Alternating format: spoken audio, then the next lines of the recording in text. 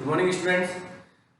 देखो आज जो है हम वही आपकी 8.3 जो पार्ट चल रहा है आपका लास्ट एक्सरसाइज चल रही है उसका जो है आपको थर्ड क्वेश्चन मैंने होमवर्क में दिया था और फोर्थ क्वेश्चन मैं आपको करवा रहा हूँ। वैसे थर्ड और फोर्थ भी एक जैसे फोर्थ भी वैसा ही क्वेश्चन है जैसे थर्ड क्वेश्चन है, ठीक है। तो अगर आपने थर्ड क्वेश्चन आ गया तो फोर्थ आराम से आ जाएगा और अगर नहीं आया तो फिर फोर्थ को समझ लो, इससे रिगार्डिंग आपको थर्ड आप कर लेना, ठीक है। तो फोर्थ क्वेश्चन है, I borrowed 12,000 from Jamshed at 6% per annum simple interest for 2 years. उसने 12,000 6% के रेट से 2 ईयर के लिए बोरो किया और पहले तो सिंपल इंटरेस्ट पे लिया। And I borrowed this sum as 6% per annum compounded interest. अगर इसको कंपाउंड इंटरेस्ट पे लेता है तो what extra amount would I have to pay. तो मुझे जो है कितना एक्स्ट्रा अमाउंट पे करना पड़ेगा। तो लिखने में यहाँ पे है, देखो सीधे से लिख लेते हैं, प्रिंसिपल अमाउंट लिख लेते हैं।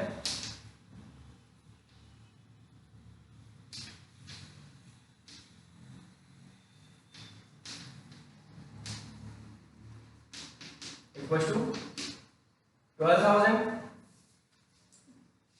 Rate of interest equal to 6% और टाइम जो है वो दोनों के लिए इक्वल है, टाइम 2 ईयर। क्लियर। तो first case when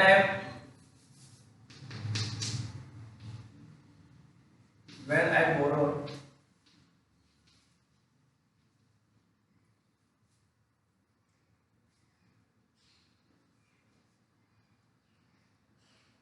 eight simple interest,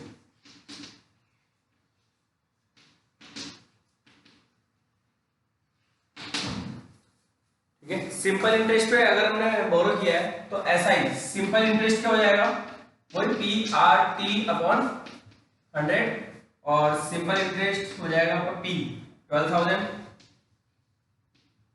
into R into T upon 100। तो सीधा सीधा सा कैलकुलेट हो गया और 12 इंटू 12 144, ठीक है।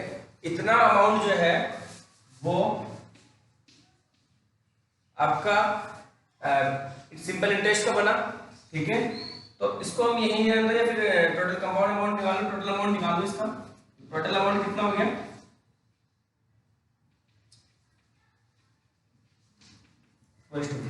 12,000 प्लस 1440, तो ये हो जाता है हमारे पास 13,440 रुपीज, ठीक है। तो ये आपका सिंपल इंटरेस्ट पे टोटल अमाउंट आ गया। अब हम निकालेंगे कंपाउंड इंटरेस्ट पे, कंपाउंडेड जब एनुअली है तो टोटल अमाउंट कितना बनेगा। तो यहाँ सेकंड केस लिखेंगे हम, यहाँ पे ये लिख देते हैं second case.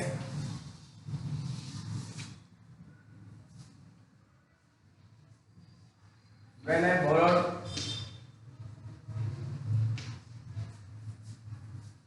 at compound interest, ठीक है ना। कंपाउंड इंटरेस्ट पे अगर बोरो किया है तो कंपाउंड अमाउंट डायरेक्ट कितना हो जाएगा, E equals to 1 plus R upon 100 40। P principal amount कितना है आपका, प्रिंसिपल अमाउंट 12,000 और 1 प्लस R है आपके पास 6 upon 100 raise to power 2। Solve कर लो इसे तो देखो ये आता है मेरे पास, यहां से एलसीएम लेने के बाद हुआ 106, ठीक है। मैं इसको डिवाइड नहीं कर रहा हूं क्योंकि कैलकुलेशन थोड़ी इससे इजी हो जाएगी।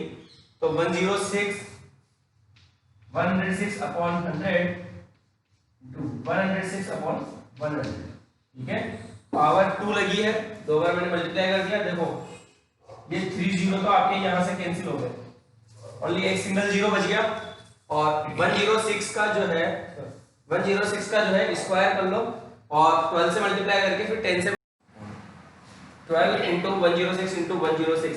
तो देखो 106 का स्क्वायर करो, ये आएगा हमारे पास 11, मैंने यहाँ पे किया हुआ 106 का स्क्वायर 11,236। अपॉन 10 और इसको 12 से मल्टीप्लाई करो। 12 से मल्टीप्लाई करोगे तो देखो कितना आ रहा है आपके पास, 12 से मल्टीप्लाई करने पर आएगा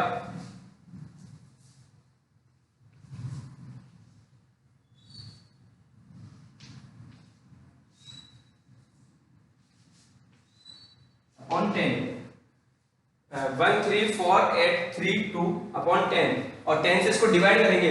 देखो 10 से वैसे पहले भी डिवाइड हो रहा था, लेकिन मैं डिवाइड इसलिए नहीं किया कि जिसमें लास्ट में अगर जीरो है तो उनको ज्यादा डिस्टर्ब नहीं करना चाहिए, उसकी कैलकुलेशन हमारी इजी हो जाती है। अब 10 है अपॉन में तो डायरेक्ट सीधे सीधे यहाँ पे पॉइंट अप्लाई कर दो, तो ये हो गया 13,483 रुपीज 20 पैसे। ये आपका आंसर हो गया, ठीक है। ये टोटल कंपाउंड अमाउंट आया कब, 2 ईयर का 12,000 का। इसी तरह से जो थर्ड वाला क्वेश्चन था उसमें 3 ईयर के लिए निकालना था और वही रेट उसकी 12% थी और अमाउंट जो था वो 12,500 था, ठीक है। बाकी और कुछ भी चेंज नहीं, प्रोसेस पूरा ऐसा कैसे ही होगा। ये इतना अमाउंट आ गया। अब कितना ज्यादा पे करना पड़ा, तो सिंपल इंटरेस्ट से तो 13,440 रुपीज पे करना पड़ा और कंपाउंड इंटरेस्ट से 13,483 रुपीज और 20 पैसे पे करना पड़ा। तो कितना एक्स्ट्रा पे करना पड़ा वो हमें फाइंड आउट करना है। तो आई हैव टू पे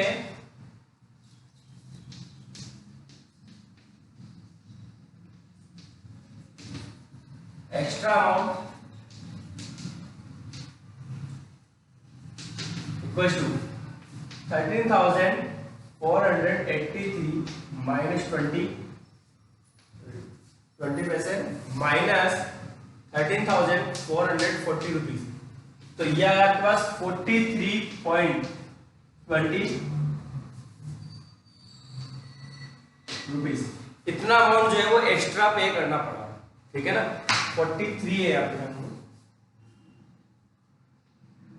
43 रुपीज 20 पैसे, इतना अमाउंट है उसको एक्स्ट्रा पे करना पड़ेगा। देखो रेट वही है, टाइम वही है, अमाउंट वही है, लेकिन क्या चेंज हुआ है, ओनली सिंपल इंटरेस्ट से कंपाउंड इंटरेस्ट में कन्वर्ट हुआ है। तो कंपाउंड इंटरेस्ट को इतना अमाउंट और उसको एक्स्ट्रा पे करना पड़ेगा और सिंपल इंटरेस्ट से अगर हम लेते हैं अमाउंट तो इतना ही पे करना पड़ेगा, ठीक है। तो 43 रुपीज 20 पैसे जो है उसको एक्स्ट्रा पे करने पड़ेंगे।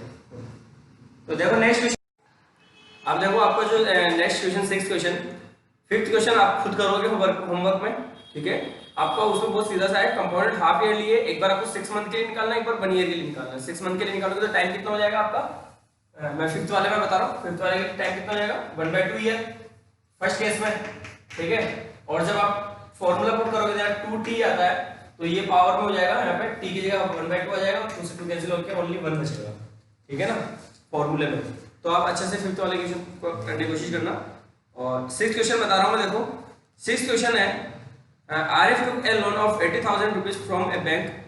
If the rate of interest is 10% per annum, तो आपको अमाउंट ये हो गया 80,000, रेट हो गया 10%, टाइम हो गया आपके 1.5 ईयर और पूछ रहा है if the interest compound amount पूछ रहा है कि इसको कितना पे करना पड़ेगा, कि कंपाउंडेड अगर एनुअली है और कंपाउंडेड अगर हाफ ईयरली है। तो कंपाउंडेड अगर एनुअली है तो कितना पे करना पड़ेगा, फर्स्ट केस हम ले रहे हैं व्हेन कंपाउंडेड एनुअली। तो देखो एनुअली कंपाउंड करना है तो जो टाइम है आपका वो फ्रैक्शन में आ रहा है।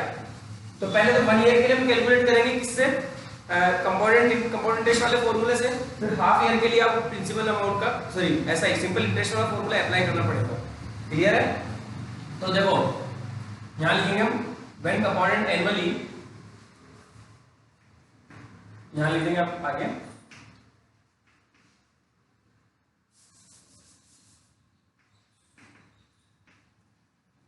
amount after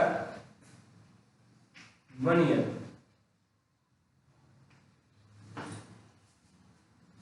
कंपाउंडेड एनुअली है तो 1 ईयर के बाद कितना अमाउंट देना होगा, 1 ईयर का अमाउंट निकालना पहले हम। तो देखो कंपाउंड अमाउंट का फॉर्मूला लगाएंगे हम, p × 1 + r/100 raised to power 3। तो p कितना है, प्रिंसिपल अमाउंट कितना है आपका 80,000 एंड 1 + r कितना, rate of interest 10/100 raised to power t, t is 1, ठीक है ना। कंपाउंडेड ईयरली चल रहा है फिलहाल आपका, ईयरली कंपाउंडेड चल रहा है, एनुअली कंपाउंडेड। तो ये हो गया 80,000। देखो पावर 1 है तो 1 से तो कोई मतलब ही नहीं है हमारे को, ये आगे यहाँ से सॉल्व करने पे देखो 1 0 से 1 0 कैंसिल हो गया, एलसीएम लेंगे तो 11/10 आ जाएगा, और 11/10 1 0 से फिर 1 0 कैंसिल, 11 से 8 को मल्टीप्लाई करोगे तो 88,000। कितना अमाउंट कब बना? 1 साल के बाद बना, लेकिन हमारा टोटल टाइम तो हमारा कितना है 1.5 ईयर, तो हाफ ईयर का हम सिंपल इंटरेस्ट रेट कैलकुलेट करेंगे। तो यहाँ लिखेंगे S I for next 1/2 year, कितना हो जाएगा? ऐसा equals to P R T upon 100, और पी प्रिंसिपल अमाउंट कौन सा वाला रहेगा जो 1 साल बाद हमारे पास बन चुका है, वो आपका प्रिंसिपल अमाउंट रहेगा 88,000 इंटू आर कितना रहेगा 10 टाइम 1.5 अपॉन 100, तो ये देखो, और इस 2 से भी इसको डिवाइड कर लेंगे हम, तो ये हो गया आपका 4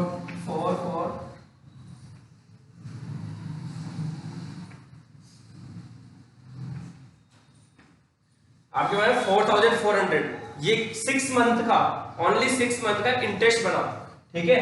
तो इस 6 मंथ के इंटरेस्ट को इसमें ऐड करेंगे तो टोटल 1.5 ईयर का क्या आ जाएगा आपके पास, टोटल अमाउंट आ जाएगा। तो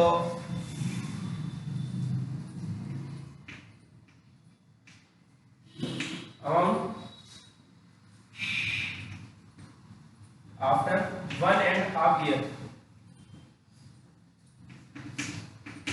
कंपाउंड अमाउंट कितना आ जाएगा 88,000 प्लस ये 4,400, तो 88,000 प्लस 4,400, तो ये ऐड होने के बाद बन गया आपके पास, और इसमें ऐड करेंगे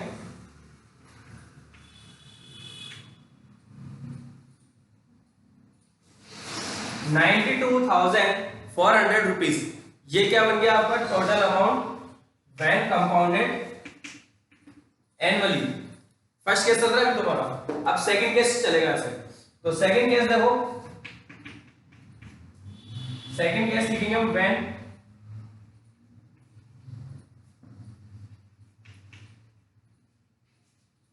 compounded half yearly.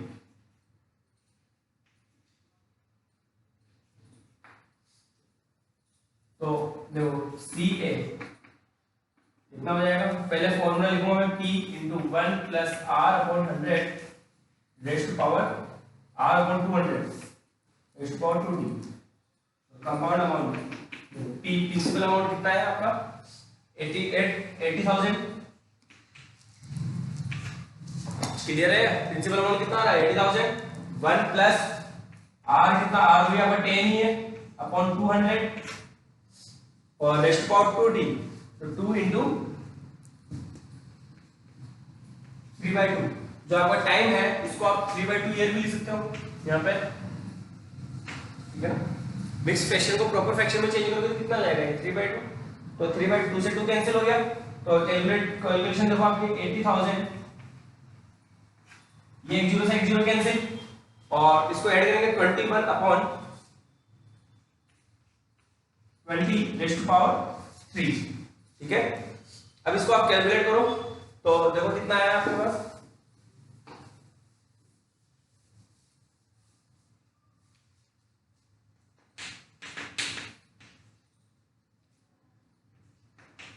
$80,000 into 21 upon 20 into 21 upon 20, 3 0 तो ये कैंसिल, और 2 से ये 8 टाइम ये कैंसिल, तो ये बचा 10 यहाँ पे, ठीक है।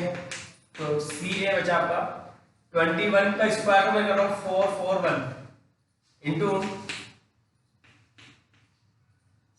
देखो 21 इंटू 21 आपका 441 और 21 इंटू 10 210, ठीक है। अब इनको मल्टीप्लाई कर लेते हैं, तो 21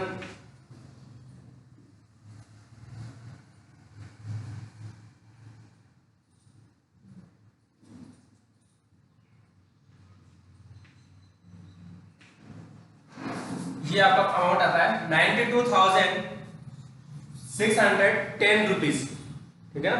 ये केस कब बना, जब compounded annually sorry half yearly हो, पर एनुअली हो तो कितना बनेगा 92,400। कितना डिफरेंस आ रहा है आपका 210 रुपीज का डिफरेंस आ रहा है। कंपाउंडेड हाफ ईयरली तो इतना पे करना पड़ेगा, कंपाउंडेड एनुअली है तो इतना पे करना पड़ेगा, ठीक है। तो अब आप खुद भी है, जब आप पैसों की जब लेन देन करोगे तो आप डिसाइड कर सकते हो कि मुझे पैसा कैसे देना चाहिए, और जब लेना है तब कैसे लेना चाहिए।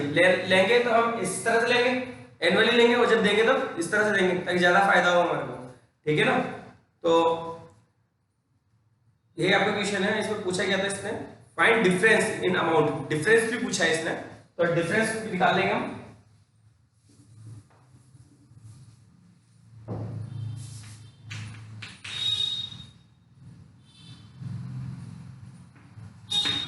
डिफरेंस इक्वल्स टू 92,610 माइनस 92,400, तो ये आपका 210 रुपीज जो है आपको डिफरेंस है, ठीक है ना।